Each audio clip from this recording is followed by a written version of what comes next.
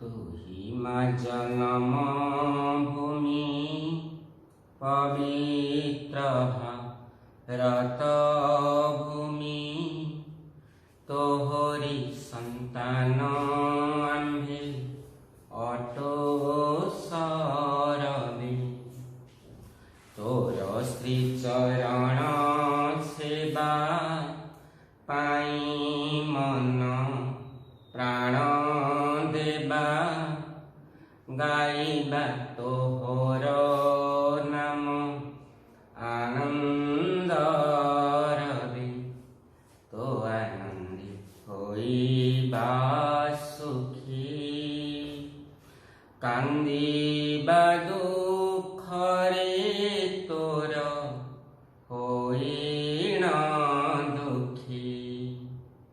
छात्र मन मन पड़े से पल्ली गाँव कथा से पल्लीर कथा से मो जन्मभूमिर कथा से मो माटीमार कथा। दिवसर कर्मकांत सूर्य चली जाए बारणीर शीतल बक्ष नई आसे सन्ध्या गायर टकार वेणुमूर्छन धीर मूर्छित वेणुमूर्छन आस्ते आस्ते धिमे जाए पल्ली घाटर गोधूली संध्या गाँ दाण्ड जेतेबेले गाई पल संध्या समय धूली उड़ाई निज बसा को फेरी आसती सतरे से दृश्य पुष्करणीर सभामंडन करने श्रम सारी जेतेबेले क्लांत पथिकटीए पुष्करणीर स्नान करुଥାଏ सतरे सतरे से माटीमार दृश्य से मो उत्कलर दृश्य अत्यंत मनोलोभ मन एणु रे घन रे चिमुत रे मेघ रे बारिद रे बारिबा तू आज मोर उत्कल भई को जीवरे मोर उत्कल भई को जीव। सुलेखक कृष्णचंद्र पाणिग्राही अनुनय विनय होई निजर मानस कमल को अर्पण करी निज अश्रु लुह को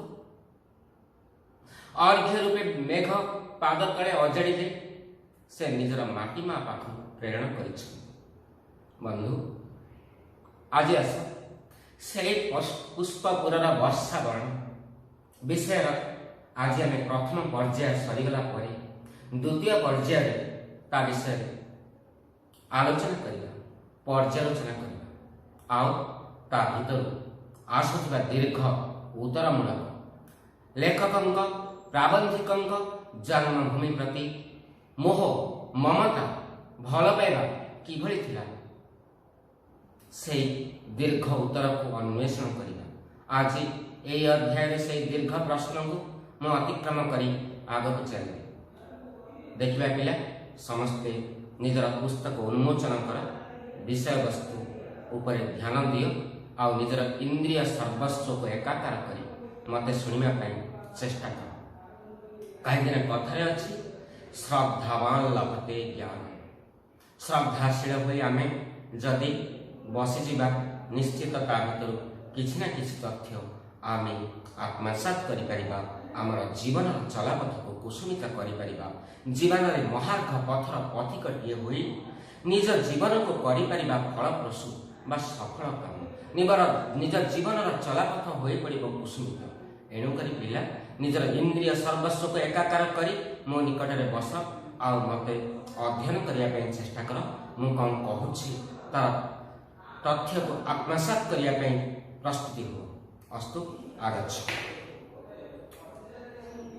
जलद दरिद्रता ठारे ही बागान्यतार महत्व बढ़ी उठे एणु दरिद्र वनवासी मानक निराश न करी तोर बागान्यता से ही आरंभ कर रे घन रे मेघ तू जिते मोर ओडिशा भूमि को जीवु मोर माटीमा पाख को जीवु मन रख से मोर ओडिशा भूमि आदिवासी वनवासी जन मैंने निरन्न दरिद्र अवस्था बसवास करुवा से लोक मान तोर बागान्यता तोर दानीपण तोर दया दाक्षिण्य से ही आरंभ कर कारण दरिद्रता ठारे ही बागान्यता सहस्र सहस्र गुण रे बढ़ी था थिला लोक तो समस्ते निजर हो जाते କିନ୍ତୁ ନଥିଲା ଲୋକର ଦରିଦ୍ରତା ଠାରେ ହିଁ ଯଦି କିଛି ଦାନ କରାଯାଏ ତାର ଫଳ ହଜାରେ ହଜାରେ ଗୁଣରେ ଅଧିକ ହେଇଥାଏ। ଏଣୁ ରେ ବାରିଦ ତୁ ସେଇମାନଙ୍କ ଠାରୁ ହିଁ ଆରମ୍ଭ କରିବୁ, ମୋର ସେଇ ବନବାସୀମାନଙ୍କ ଠାରୁ, ମୋ ଓଡ଼ିଶାର ବନବାସୀମାନଙ୍କ ଠାରୁ, ଆଦିବାସୀମାନଙ୍କ ଠାରୁ ତୋର ବାଦାନ୍ୟତାକୁ ତୁ ଆରମ୍ଭ କରିବୁ। ଟଙ୍କିଳ ଅନୁର୍ବର ଉଚ୍ଚବାଚ ଭୂମିରେ ନରନାରୀଙ୍କର ସ୍ୱେଦସିକ୍ତ ଶାଳୀ କ୍ଷେତ୍ରରେ ଶାଳୀ ଧାନ୍ୟ ଆଜି ଆକାଶକୁ ଚାହୁଁ ଝାଉଁଥିବ। ଟଙ୍କିଳ ଅନୁର୍ବର ଉଚ୍ଚବାଚ ଭୂମିରେ, ଟଙ୍କିଳ ଯାହା କୁହାଯାଉଛି ପାହାଡ଼ିଆ, ଅନୁର୍ବର ଯାହା ଉର୍ବର ନୁହେଁ, ଉଚ୍ଚବାଚ ଢେପ ଖାଲ ରେ ପରିପୂର୍ଣ୍ଣ ଜଙ୍ଗଲ ଭୂମିକୁ, ବନଭୂମିକୁ ଯେତେବେଳେ ଏମାନେ ସ୍ୱେଦ ନିଗାଡ଼ି, ଝାଳ ବିନ୍ଦୁ ନିଗାଡ଼ି ସେଠି ପରିଶ୍ରମ କରି କ'ଣ କରିଛନ୍ତି? ସ୍ୱେଦ ସ୍ୱିକ୍ତ ଶସ୍ୟ କ୍ଷେତ୍ରରେ ଝାଳ ବିନ୍ଦୁ ନିଗାଡ଼ି ଦେଇଥିବା ସେହି ଶସ୍ୟ କ୍ଷେତ୍ରରେ ଶାଳୀ ଧାନ୍ୟ ଆଜି ଆକାଶକୁ ଚାହେଁ। ଶାଳୀ ଧାନ୍ୟ, ଶାଳ ଗଛ ତଳେ ଥିବା ସେହି ଧାନ୍ୟ ଗଛ, ଶାଳୀ ଧାନ୍ୟ, ଧାନ ଗଛର ଏକ ପ୍ରତିଶବ୍ଦ ଆମେ ନେଇପାରିବା ଶାଳୀ ଧାନ୍ୟ। ଆଜି ଆକାଶକୁ ଚାହିଁ ଝାଉଁଳି ଯାଉଥିବ, ଆକାଶକୁ ଜଳ ଟୋପାଏ ପାଇଁ, ପାଣି ଟୋପାଏ ପାଇଁ ଚାହିଁ ଝାଉଁଳି ଯାଉଥିବ। ନିଶ୍ଚିତ ସେ ରସାତଳକୁ ଚାଲିଯିବା ପାଇଁ ତାର ଗତି ଉପନୀତ ହୋଇଥିବ। ରୋଗ ଶଯ୍ୟା ସହିତ ପୁତ୍ର କନ୍ୟାକୁ ଦେଖି ପିତା ମାତାଙ୍କର ମନ ଯେପରି ଆତଙ୍କରେ ଥରି ଉଠେ, ଶାଳୀ କ୍ଷେତ୍ରରେ ଦେଖି ବନବାସିକା ମାନଙ୍କର ମନ ଆଜି ସେଇଭଳି ଥରି ଉଠୁଥିବରେ ଘନ, ସେଇଭଳି ଥରି ଉଠୁଥିବ। ନିଜ ପୁତ୍ର କନ୍ୟାଙ୍କୁ, ନିଜ ସନ୍ତାନ ଗଣଙ୍କୁ ରୋଗ ଯନ୍ତ୍ରଣା ଜର୍ଜରିତ ଦେଖିଲା ପରେ ପିତା ମାତାଙ୍କର ମନ, ବାପା ମାର ମନ, କରୁଣାର ମନ ଯେଉଁଭଳି ଭାବରେ ଆତଙ୍କରେ ଥରି ଉଠୁଥିବ, ଶିହରି ଉଠୁଥିବ ନିଜର ପୁତ୍ର କନ୍ୟାଙ୍କୁ ରୁଗ୍ଣ ଦେଖନ୍ତେ। ଆଜି ଠିକ୍ ବାରିଦ ସେଇଭଳି ଏଇ ବନବାସୀ ମାନଙ୍କର ମନ ଶାଳୀ ଧାନ୍ୟ କ୍ଷେତ୍ରକୁ ଦେଖିଲା ପରେ ତାଙ୍କର ମନ ସେଇ ଆତଙ୍କରେ ଥରି ଉଠୁଥିବ। କାହିଁକିନା ଅମାପ ଝାଳ, ଅମାପ ରକ୍ତ ଦେଇ ମାଟି ଦେବତାକୁ ପୂଜା କରି ସେମାନେ ଉପୁଜାଇଛନ୍ତି ଏ ଶାଳୀ ଧାନ୍ୟ। এই ଶାଳୀ ଧାନ୍ୟ ଗଛ ପାଣି ଟୋପାଏ ପାଇଁ, ଜଳ ଟୋପାଏ ପାଇଁ ଡହଳ ବିକଳ ହୋଇ ଯେତେବେଳେ ଆକାଶକୁ ଚାହିଁ ଝାଉଁଳି ଯାଉଥିବ, ସେତେବେଳେ ତାଙ୍କର ପିତୃତୁଲ୍ୟ, ତାହାଙ୍କର ଜନ୍ମଦାତା ଏଇ ଆଦିବାସୀଗଣଙ୍କର ମନ ଆନନ୍ଦ ହେବ ବା କିପରି? ସେ ନିଶ୍ଚିତ ଶଯ୍ୟା ସହିତ ପୁତ୍ର କନ୍ୟା, ରୁଗ୍ଣ ପୁତ୍ର କନ୍ୟାଙ୍କୁ ଦେଖିଲେ ଯେଉଁଭଳି ଅବସ୍ଥା ହୋଇଥାଏ, ଆଜି ସେଇଭଳି ଅବସ୍ଥାରେ ଥିବେ। ରେ ଘନ ମେଘ, ନିଘଞ୍ଚ ବନ ମଧ୍ୟରେ ଏମାନଙ୍କର ବାସଭୂମି ମଧ୍ୟ ତୁ ସହଜରେ ଖୋଜି ପାରିବୁ ନାହିଁ। ତୁ ଯେତେବେଳେ ମୋର ଓଡ଼ିଶାର ବନବାସୀମାନଙ୍କ ପାଖକୁ ଯିବୁ, ନିଘଞ୍ଚ ବନ ମଧ୍ୟରେ, ଘଞ୍ଚ ବନାନୀର ମଧ୍ୟରେ ଏଇମାନଙ୍କର ବାସଭୂମି, ଏମାନେ କେଉଁଠି ବସବାସ କରନ୍ତି, କିପରି ବସବାସ କରନ୍ତି, କେଉଁଭଳି ଭାବରେ ଏମାନଙ୍କର ଜୀବନର ପରିଚାଳନା ଘଟେ, ସେଇ ଗ୍ରାମଭୂମିକୁ, ସେଇ ବାସଭୂମିକୁ ତୁ ସହଜରେ ଚିହ୍ନି ପାରିବୁନି। ମେଘ ଜିମୁତ ତୁ ସହଜରେ ଚିହ୍ନି ପାରିବୁନି। କେମିତି କ'ଣ କରିବୁ? ଗୋପଲର ଗଳଘଣ୍ଟି ବା ଗୋପାଳର ବେଣୁଶୁଣ ଶୁଣି କିମ୍ବା କୁଟୀରରୁ ଉଦ୍ଗତ କୁଣ୍ଡଳୀଭୂତ ଧୂମ ଦେଖି ଗ୍ରାମ ସୀମା ଜାଣିପାରିବ। ହଁ, ବଣରେ ବୁଲୁ ବୁଲୁ ଗୋପଲର ପଶୁ ଗାଈ ବେକରେ ଯୋଉ ବନ୍ଧା ହେଇଥିବା ଟିପା ଯନ୍ତ୍ର ଗଳଗଣ୍ଠି, ତାର ଟିପି ଟିପି ଶବ୍ଦ ଶୁଣି ତୁ ଜାଣିପାରିବୁ ଯେ ଏଇଟା ହୁଏତ ଗାଁର ସୀମା ହେଇଥିବ।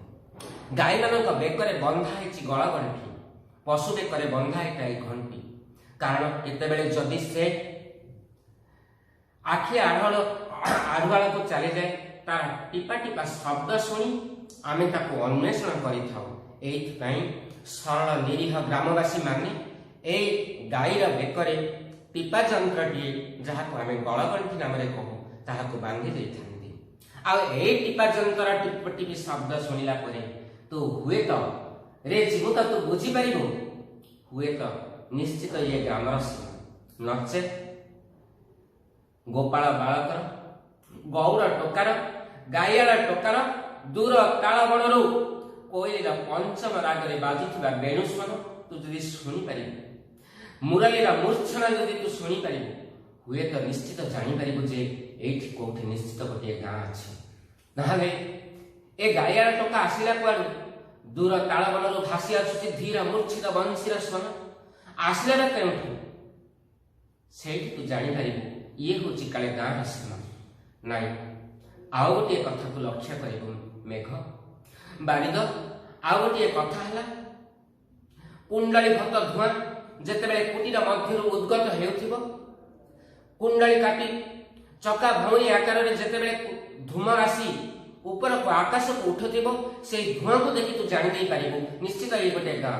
କାହିଁକି ନା କୁଟୀରରେ ରନ୍ଧନ ବ୍ୟବସ୍ଥା ପାଇଁ ଗାଁର ସେଇ ଆଦିବାସୀ ନିରୀହ ସରଳ ଲୋକମାନେ ଜାଳପତ୍ରକୁ ଚୁଲିରେ ଜାଳି ଦେଇ ତାର ଯୋଉ ଧୂମ ଚାଳ ଦେଇ ଭୁରୁ ଭୁରୁ ହୋଇ କୁଣ୍ଡଳୀଭୂତ କାଟି ଉପରକୁ ଉଠେ, ସେଇ କୁଣ୍ଡଳୀଭୂତ ଧୂମକୁ ଦେଖିଲେ ତୁ ଜାଣିପାରିବୁ ନିଶ୍ଚିତ ଏଇ ଗ୍ରାମର ସୀମା, ଗାଁର ସୀମାକୁ ତୁ ବୁଝିପାରିବୁ। ଅଥବା ଯଦି ତୋର ଭାଗ୍ୟରେ ଥାଏ, ରେ ବାରିଦ, ଯଦି ତୋର ଭାଗ୍ୟରେ ଥାଏ, ତେବେ ସଂକୀର୍ଣ୍ଣ ପଥରେ ଶ୍ରେଣୀବଦ୍ଧ ନରନାରୀଙ୍କର ପ୍ରବାହଟିଏ ତୋ ଆଖିରେ ପଡ଼ିଯିବ। ଅଗ୍ରସର ନବ ଯୁବକ ମାନଙ୍କର ବେଣୁସ୍ୱରର ଅନୁଭୂତିରେ ଲଳନା କଣ୍ଠର ଐକ୍ୟତାନିକ ଲଳିତ ସ୍ୱରରେ ବନଭୂମି ଭସାଇ ଏମାନେ ନିର୍ଝର ପରି ଗତି କରି ଚାଲୁଥିବେ ନବଘନ। ରେ ବାରିଦ, ଯଦି ତୋର ଭାଗ୍ୟରେ ଥାଏ, ତାହେଲେ ସଂକୀର୍ଣ୍ଣ ପଥରେ ନର ନାରୀ ମାନଙ୍କର ଏକତ୍ର ଗମନ, ଦୋଳାୟମାନ ଗମନ ତୁ ଦେଖିପାରିବୁ। ସଂକୀର୍ଣ୍ଣ ଗୋଟିଏ ପଥରେ ଏମାନେ ଏକା ସାଙ୍ଗରେ ମିଶି ଚାଲୁଥିବାର ଦୃଶ୍ୟ ତୋ ଆଖିରେ ପଡ଼ିଯିବ।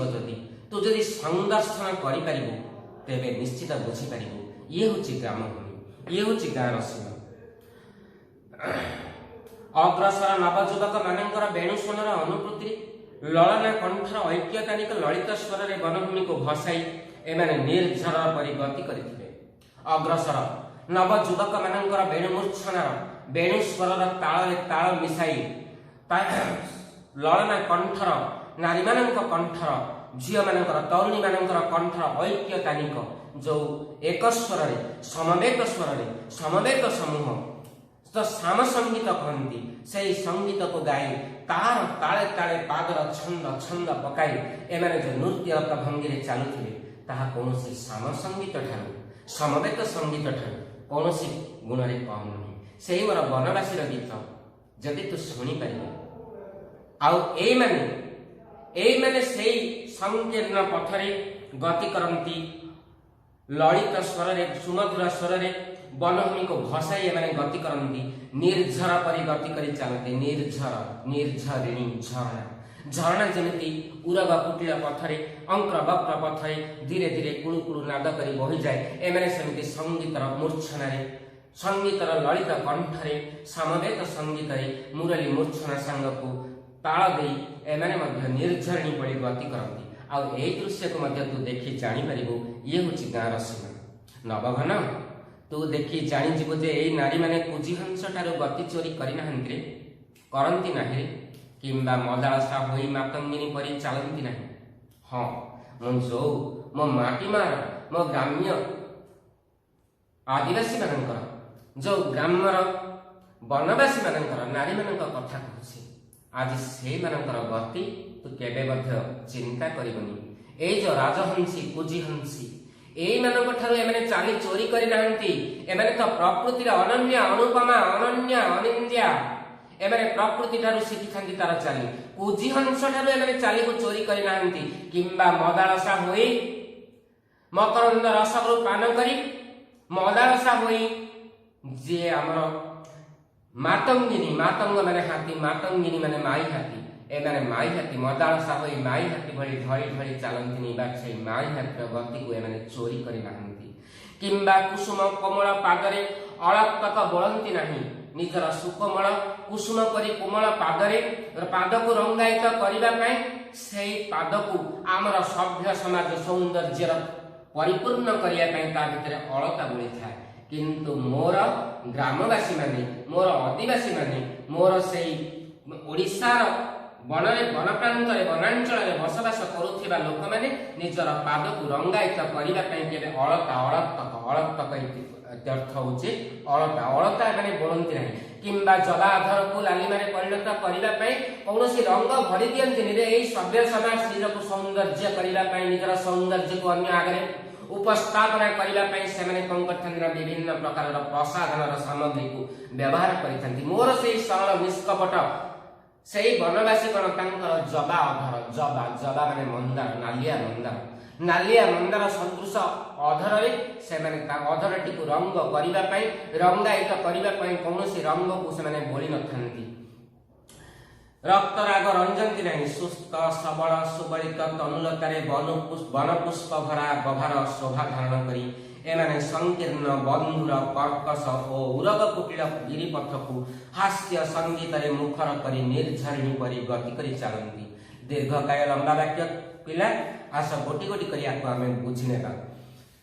सुस्थ सबल सुबलित सुस्थ एमानकर शरीर चिर सुस्थ प्रकृतिर कूल गढ़ी उठिथिबा हेतु सुस्थ सबल सुबलित शरीर को नहीं तनुलतारे ताहांकर तनुरे वनपुष्प भरा गभार वनपुष्प से वनर मालती वनर सेवती वनर जोई जाई बण हेना बण टगर को वनफूल को निजर गभारे माखी दे शोभा धारण करी से सौंदर्य को धारण करी एमाने संकीर्ण बंधुर पथरे आबड़ा खाबड़ा रास्ता कर्कश उरग कुटिल गिरिपथ कर्कश अत्यधिक कठिन उरग कुटिल उरग साप भली कुटिल अंका बंका कुटिल बक्रा पथरे एमाने कौन करती हास्य संगीत गिरिपथ को हास्य संगीत मुखर करी निर्झरिणी परी गति करी चलती गिरिपथ को गिरीर रास्ता को हस और संगीत हस मुहरे खुशी आनंद उल्लास एमान जीवन में कौन दुख ना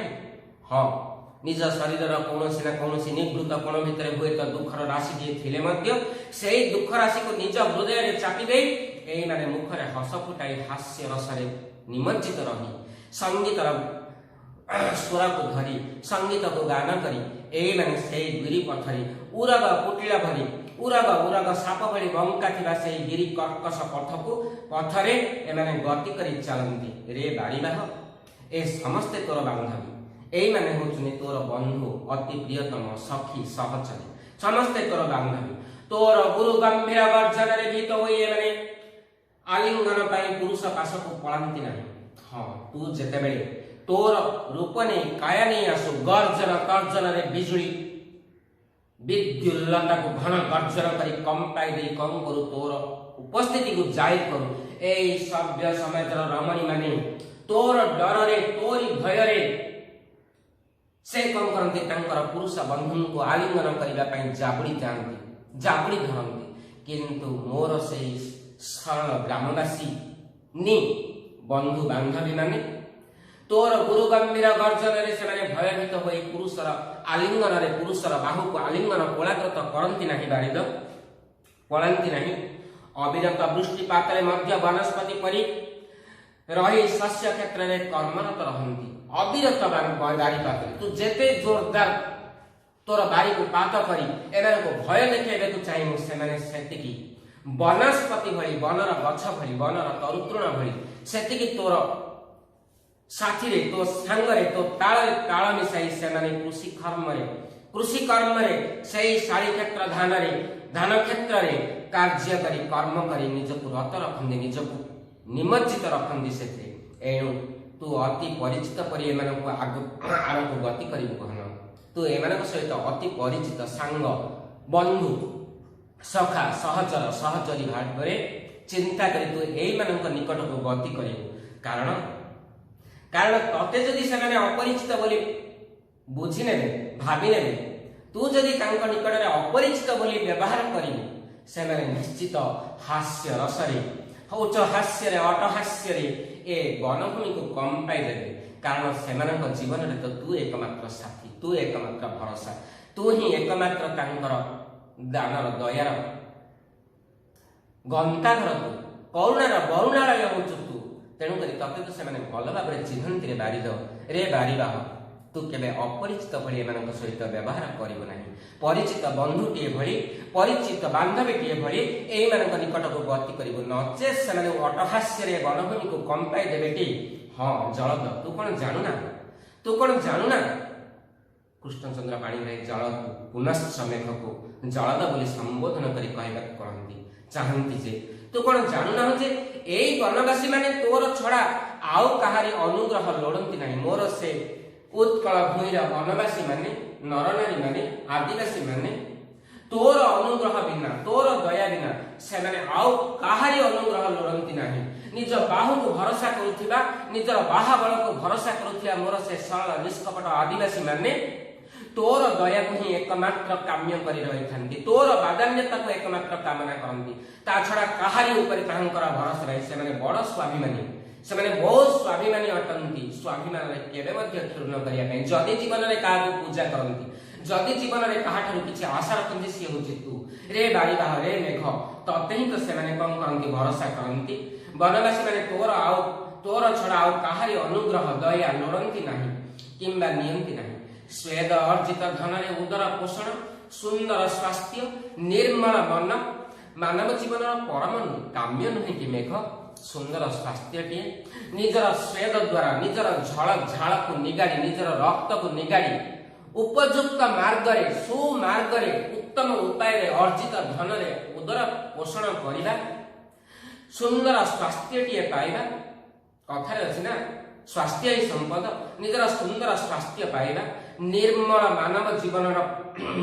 मानव जीवन को अतिबाहित करिबा कौन प्रत्येक मनीष जीवन काम्य नुहे कि जलद जदि जगत रु केबे तस्करता लोप पाए तेरे मानविकता शिखिबा पई सभ्य समाज एई मानक पास को दिने ना दिने आसीबो हां जलद मने रख जदि ए सभ्य समाज रु केबे तस्करता लोप पाए सठता लोप पाए जदि तस्करता सठता शोषणता लोप पाई जाए ताले ए जगतर सभ्य समाज बसवास करुथिबा सभ्य मनीष माने निश्चित मानवतार महामंत्र रे मंत्रित हेबा पई मानवर दीक्षा रे दीक्षित हेबा पई एई मोर सरल आदिवासी निरीह ग्रामवासी मानक निकट को आसीबो सेई महात्मा गांधींकर अहिंसा मंत्र को आपणार करिबा पई एई मानक ठारू शिखिबो निजर धर्म कोन ज्ञान कोन बुझिबो माने जीवन कोन अयं निज परवेति गणना लघु चेतसम उदार चरितानंतो वसुंधैव कुटुंबकम एहा निजर एहा मोर एहा पर एहा तोर एहा तार एमिति हमर संकीर्ण मनोवृत्ति लोक माने चिंता करी आमे हमर भारत मां को भाग भाग भाग भाग भाग करी बांटी देछु किंतु जे माने उदार चरित्र जे माने श्रेष्ठ चरित्र जे माने प्रकृति कोल रे बढ़ुथिबा एई मनीष मानक मन रे सारा भारत सारा वसुधा सारा पृथ्वी गोटे परिवार कथारे अछि ना सबु धर्मर सबु कर्मर गोटे मूल कथा सबु धर्मर सबु कर्मर गोटे मूल कथा आसु पछे जेते झड़ बटास आमे नईमु नाई मथा आमे गोटे फुलर पेंथा आमे गोटे सूतारे गुंथा आमे गोटे फुलर पेंथा एई मानक ठारू शिक्षा करिबा पई ए सभ्य समाज निश्चित आसीबो निश्चित एणु तू एमानकु निराश न करी अविरत बारीपातरे वनभूमि को श्यामल और उज्ज्वल करदेबु रे घन एणु एई दरिद्र निरहन स्वाभिमानी ग्रामवासी सरल जीवन निमंते तू केबे मध्य कार्पण्यता करिबु नाही रे मेघ तोर बादान्यता ढाली देबो तोर दया दाक्षिण्य गुण को देखाइबो अविरत बारीपातरे एई वन्यभूमि को शस्य श्यामल रे भरी देबु रे मेघ शस्य श्यामल रे भरी दे उज्ज्वल करिबु तोर कृपारे शाली क्षेत्र रे नवनीलिमा खेलिजिवो आ तोर दया हेले एई शाली क्षेत्र ए धान्य क्षेत्र रे नवनीलिमा खेलिजिवो नुआ एक नील वर्ण खेलिजिवो हसी उठिबो सेमानंकर पुत्र कन्या सदृश्य शाली क्षेत्र निर्झरिणी गिरिदरी रे क्रीड़ारत वर्षा करी परी नाची उठिबो हां निर्झरिणी गुड़िक गिरिर दरी रे गिरिर गुंफा रे गिरिदरी गिरि माने पहाड़ गुंफा रे वर्ष तरी बाछुरी नवजन्मित बाछुरी जमिति आनंद रे खिली होई उसी हसी उठे डेई उठे नाची उठे ठीक सेमिति तोर स्पर्श पाई रे वर्षा रे मेघ तोर स्पर्श रे निर्झरिणी गुड़िक गिरिदरी रे आनंद रे नाची उठिबो वर्ष तरी परी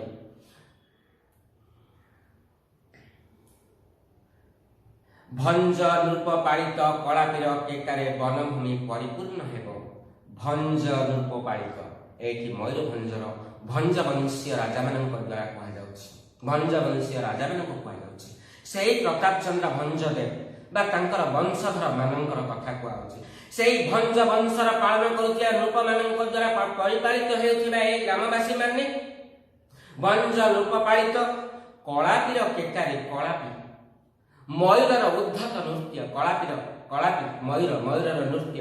କଦମ୍ବର ଡାହିରେ ଡାହିରେ କଦମ୍ବର ଶାଖାରେ ପ୍ରଶାଖାରେ ମୟୂର ଯେଉଁ ଉଦ୍ଧତ ନୃତ୍ୟ କରେ ତା ସେହି ନୃତ୍ୟରେ ବନଭୂମି ପରିପୂର୍ଣ୍ଣ ହେବ। ବନ୍ୟ ଯୁଥିର ପରିମଳରେ ବନଭୂମି ଆମୋଦିତ ହେବ। ଏଇ ଯେଉଁ ବନ୍ୟ ଯୁଥି ବନ୍ୟ ପେନ୍ଥା ବନର ସେହି ତରୁ ଲତା ପତ୍ର ରାଜିର ନିର୍ମଳତାରେ ପରିମଳତାରେ ବନଭୂମି ନିଶ୍ଚିତ ଆମୋଦିତ ହୋଇ ଉଠିବ, ହସି ଉଠିବ, ଖିଲି ଖିଲି ହୋଇ ଆସିବ। କଦମ୍ବ ଫୁଲରେ କଣ୍ଟକିତ ହୋଇ ଉଠିବ। କଦମ୍ବ ଫୁଲ ଆଉ ତୋର ସ୍ପର୍ଶରେ ଏ ଯେଉଁ କଦମ୍ବ ଗଛ ତାର ଫୁଲରେ କଣ୍ଟକିତ ହେବ। କଦମ୍ବ ଫୁଲରେ ଥିବା କଣ୍ଟକର ଅପୁରନ୍ତ ସୁନ୍ଦର ଅସରନ୍ତି ସୌନ୍ଦର୍ଯ୍ୟର ଭଣ୍ଡାର ନିଶ୍ଚିତ ହସି ଉଠିବ। କୃଷ୍ଣଚୂଡ଼ା ନିଜ ତରୁଣ ତନୁକୁ ଦେଖି ନବ ତରୁଣୀ ପରି ଲଜ୍ଜାରୁଣ ହୋଇ ପଡ଼ିବ। ହଁ ମନେ ରଖ ବାରିଦ, ଏଇ ବନଭୂମିରେ ଗୋଟିଏ ଗଛ ହେଉଛି କୃଷ୍ଣଚୂଡ଼ା। ସେଇ କୃଷ୍ଣଚୂଡ଼ା ଗଛରେ ଯେତେବେଳେ ତୋର ବାରିପାତ ପଡ଼ିବ, ସିଏ ଯେତେବେଳେ ନବ ସମ୍ଭାର ତୋଳି ନିଜର ଚିର ଯୌବନ ଅବସ୍ଥାରେ ଦେଖିବ, ସେତେବେଳେ ନିଜ ଶରୀରକୁ ସେ ଦେଖି ତରୁଣୀ ଭଳି ନିଜ ତନୁକୁ ଦେଖି ନିଜେ ଲଜ୍ଜାବତୀ ହୋଇଯିବ। ନିଜେ ଲଜ୍ଜାରେ ନିଜର ମୁଣ୍ଡକୁ ନିଜ କୋଳ ଭିତରେ ମାରିଦେବ।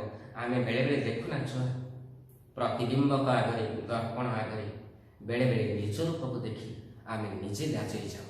କବି ଆଜି ସେଇ କଥା ମନେ ପକାଇଛି।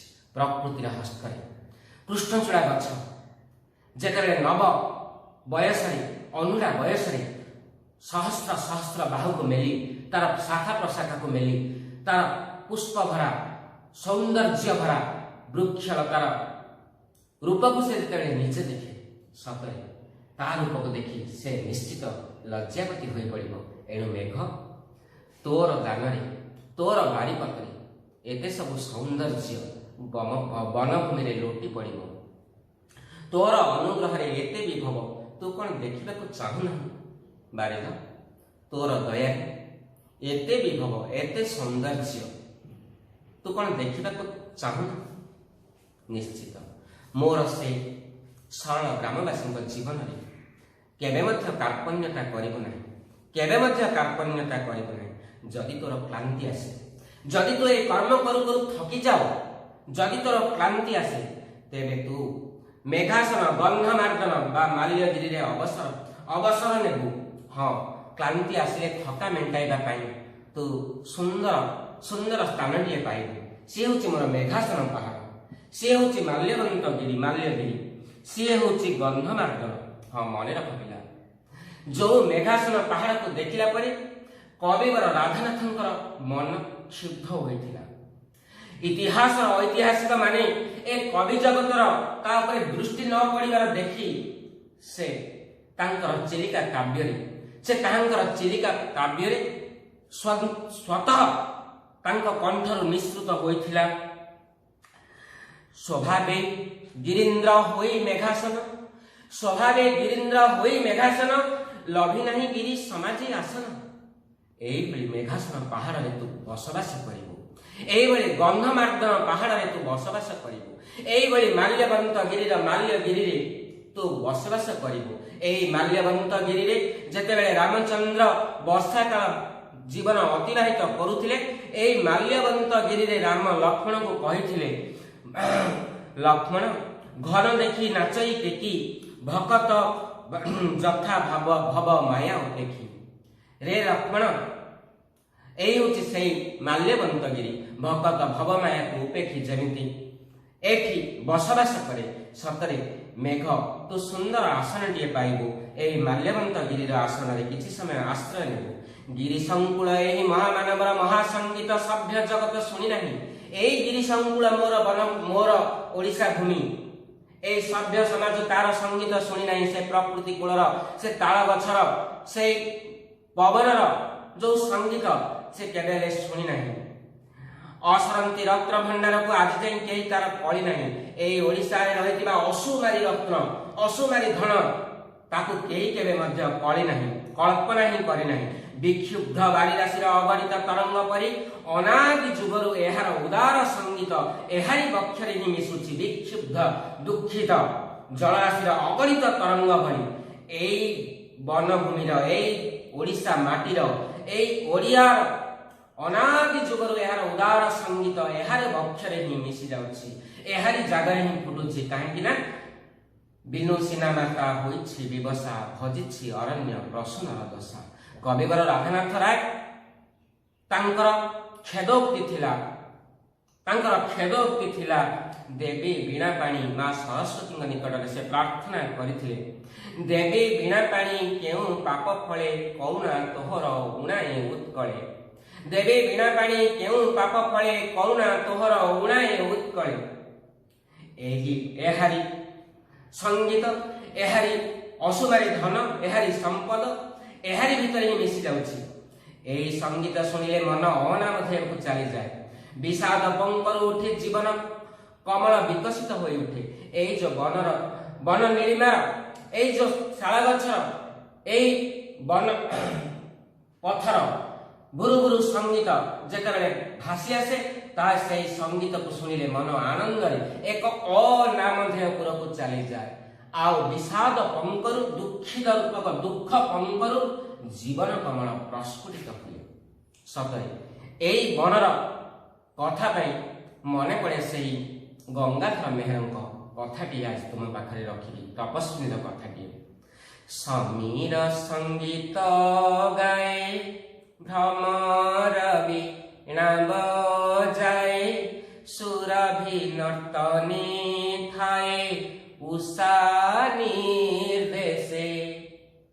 ଏଇ ହେଉଛି ମୋର ସେଇ ମାଟି ମା, ଯୋଉଠି ସମୀର ପବନ ଯୋଉଠି ଗୀତ ଗାଏ, ଭ୍ରମର ଯୋଉଠି ବୀଣା ବଜାଏ, ଯୋଉଠି ସୁରଭି ନୃତ୍ୟରତ ସଦା ସର୍ବଦା।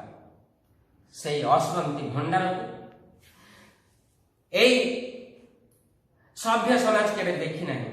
ଏହି ସଙ୍ଗୀତ ଶୁଣି ଏଇ ବର୍ଣ୍ୟ ଯୁଥିର ସଙ୍ଗୀତ ଶୁଣି ତୁ କଣ କରିବୁ, ଗତି କରିବୁ ଖଣ୍ଡାଧାର ଦେବଗଡ଼ ପ୍ରପାତରେ କ୍ରୀଡ଼ା କରି ମହାବନରେ ଭ୍ରମୁ ଭ୍ରମୁ ଏହାର ଅସରନ୍ତି ବିଭବ ଦେଖି ତୁ ଚକିତ ହେବୁ ନାହିଁ। ହଁ, ଏହି ସଙ୍ଗୀତ ଶୁଣି ଖଣ୍ଡାଧାର ଦେବଗଡ଼ର ପ୍ରପାତରେ କ୍ରୀଡ଼ା କରି, ଖଣ୍ଡାଧାରର ଯୋଉ ଜଳପ୍ରପାତ, ଦେବଗଡ଼ର ଯୋଉ ଜଳପ୍ରପାତ ତମେ ଯାଇଥିବ ପିଲା, ଦେଖିଥିବ ଦେବଗଡ଼ର ପ୍ରଧାନ ପାଟ, ସେଇଠି ଯୋଉ ଆକାଶ, ସେଇ ଆକାଶକୁ ଚୁମ୍ବନ କରୁଥିବା ଗିରିଦରିରୁ, ଗିରି ଗୁମ୍ଫାରୁ ଯୋଉ ଝରଣା ତଳେ ଖସି ପଡ଼େ, ସେଇଠି କ୍ରୀଡ଼ା କରି ମହାବନରେ ଭ୍ରମୁ ଭ୍ରମୁ, ମହାବନ ଅଞ୍ଚଳରେ ବୁଲୁ ବୁଲୁ ଏହାର ଅସରନ୍ତି ବିଭବ ଦେଖି, ଏହାର ଅସରନ୍ତି ସୌନ୍ଦର୍ଯ୍ୟକୁ ଦେଖି, ସମ୍ପଦକୁ ଦେଖି ରେ ବାରିଦ ତୁ କେବେ ଚକିତ ହୋଇଯିବୁ ନାହିଁ। ଦୁଃଖିନୀ ଜନନୀ ଅଯୋଗ୍ୟ ସନ୍ତାନ ମାନଙ୍କ ଭୟରେ ଏଇଠାରେ ହିଁ ଅସରନ୍ତି ରତ୍ନ ଭଣ୍ଡାର ସେ ଲୁଚାଇ ରଖିଛି ରେ ନବଘନ। ଏ ଉତ୍କଳ ଦୁଃଖିନୀ ଜନନୀ ତାର ଏଇ ଅଯୋଗ୍ୟ ସନ୍ତାନ ପାଇଁ, ଅଯୋଗ୍ୟ ସନ୍ତାନ ତୋ ଭଳି ମୋ ଭଳି ଅଯୋଗ୍ୟ ମାନଙ୍କ ପାଇଁ ସେ ଅସରନ୍ତି ରତ୍ନ ଭଣ୍ଡାରକୁ ଲୁଚାଇ ରଖିଛି ଏଇଠି ଖଣି ଖାଦାନରେ ଭରପୁର ମୋର ଉତ୍କଳ ଭୂମି। ଏଇଠି ଅନେକ ରତ୍ନ, ପ୍ରଚ୍ଛନ୍ନ ରତ୍ନ ରହିଛି ସେଇ ଗନ୍ଧମାର୍ଦ୍ଦନ ପର୍ବତରେ, ସେଇ ମାଲ୍ୟବନ୍ତ ପର୍ବତରେ, ସେଇ ମେଘାସନ ପର୍ବତରେ ଅସଂଖ୍ୟ ରତ୍ନ ଭଣ୍ଡାରକୁ ଲୁଚାଇ ରଖିଛି। ଘନ ତୁ ଦେଖି ସ୍ତମ୍ଭିତ ହେବୁ ଯେ ରେ ଘନ ନିଜର ଖେଦୋକ୍ତିକୁ ମେଘ ମାଧ୍ୟମରେ ଉପସ୍ଥାପନା କରୁଛନ୍ତି କୃଷ୍ଣଚନ୍ଦ୍ର ପାଣିଗ୍ରାହୀ। ରେ ଘନ ତୁ ଦେଖିଲେ ସ୍ତମ୍ଭିତ ହୋଇଯିବୁ, ଆଶ୍ଚର୍ଯ୍ୟାନ୍ୱିତ ହୋଇଯିବୁ, ହତଚକିତ ହୋଇ ପଡ଼ିବୁ ଯେ ଉତ୍କଳବାସୀ ଭାଗୀରଥୀ ତୀରରେ ବସି ଚିର ଉପବାସୀ, ଭାଗୀରଥୀ ତୀରରେ ବସି, ଗଙ୍ଗା କୂଳରେ ବସି ଚିର ପିଆସୀ ପିପାସୀ ଅଟନ୍ତି ସେମାନେ। ଗଙ୍ଗା କୂଳରେ ବସିଛନ୍ତି, ତଥାପି ତାଙ୍କର ଶୋଷ ମେଣ୍ଟୁ ନାହିଁ। ଅସଂଖ୍ୟ ଅନେକ ରତ୍ନର ଅଧିକାରୀ ହୋଇଥିଲେ ମଧ୍ୟ ଏ ଉତ୍କଳବାସୀ ଚିର ଦରିଦ୍ର ନିରନ୍ନ ଭଳି ବସବାସ କରୁଛନ୍ତି। ଅନେକ ରତ୍ନ, ପ୍ରଚ୍ଛନ୍ନ ରତ୍ନ ରହିଛି ଓଡ଼ିଶାରେ, ତାର ସଦୁପଯୋଗ ଏମାନେ କରିପାରନ୍ତିନି। ଏଣୁକରି କବିଙ୍କର ଖେଦୋକ୍ତି ହେଉଛି ଗଙ୍ଗା ତୀରରେ ବସି ଏମାନେ ଚିର ଉପବାସୀ। ରାଧାନାଥ ତାଙ୍କର ମହାଯାତ୍ରା କବିତାରେ କହିଥିଲେ, କଳ୍ପଲତା ମୂଳେ ବସି ଚିର ଉପବାସୀ, ତୃଷାତ ନିରତେ ରହି ସୁରଧୁନି ତୁରେ, ଦିଗ୍ବିଜୟ ଆଦ୍ୟ ସିଂହ ଔରସେ ଜନମୀ, ଆହାକି ଅକ୍ଷମ ନିଜସ୍ୱ ରକ୍ଷଣୀ। ସତରେ ଅସରନ୍ତି ଭଣ୍ଡାର ପାଇ ସେମାନେ ଚିର ଦରିଦ୍ର। ରତ୍ନ ସ୍ତୂପରେ ବସି ସେମାନେ ଉପବାସୀ ହୋଇ ରହିଛନ୍ତି। ନିଜର ରତ୍ନର ଭଣ୍ଡାର ଉପରେ ରହିଥିଲେ ମଧ୍ୟ ଉତ୍କଳ ଆଜି, ଉତ୍କଳର ନରନାରୀ ମାନେ ଆଜି ଦରିଦ୍ର। ଏ ଦୃଶ୍ୟକୁ ଦେଖି ରେ ନବଘନ ତୁ କେବେ ଚକିତ ହେଇଯିବୁନି। आश्चर्य ହେଇଯିବନି। ଏହା ହେଉଛି ନିରାଟ ସତ୍ୟ। ପ୍ରକୃତି ଅନେକ ଦାନ ଦେଇଛି ଉତ୍କଳକୁ, ତଥାପି ଉତ୍କଳୀୟ ମାନେ ଆଜି ଦରିଦ୍ର, ନିରନ୍ନ, ହର୍ଣ୍ଣର ଚିତ୍କାର କରୁଛନ୍ତି ସେମାନେ। ଅସ୍ତୁ ପିଲାମାନେ, ଆଜି ପାଇଁ ଏତିକି। ଆସନ୍ତା